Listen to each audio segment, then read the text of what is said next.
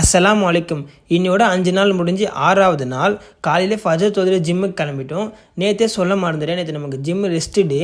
இன்றைக்கி நமக்கு late and ட்ரைஸ்அப் தான். அதை போட்டுட்டு வீட்டுக்கு வந்து ட்ரெஸ் எடுக்கிற வேலை இருந்துச்சு. அதை பண்ணிவிட்டு என்னடா இப்படி உட்காந்துருக்கேன்னு நினைக்காதீங்க. நேற்று வீட்டு க்ளீன் பண்ணாலும் டஸ்ட் அலர்ஜி வந்துருச்சு.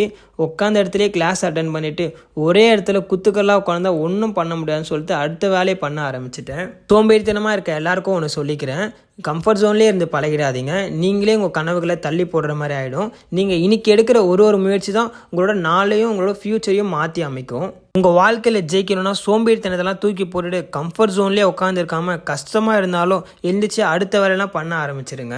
அசர் தொழுதுட்டு ஸ்ப்ரவுட்ஸை சாப்பிட்டுட்டு வீடியோ எடிட் பண்ணுற வேலை இருந்துச்சு. அதை முடிச்சுட்டு கையோட மக்ரிப் தொழுவ போயாச்சு.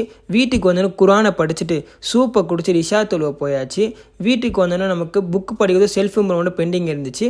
அதை முடிச்சுட்டு டின்னரை சாப்பிட்டுட்டு ஸ்கின் கேரை முடிச்சுட்டு நாளை முடிச்சாச்சு.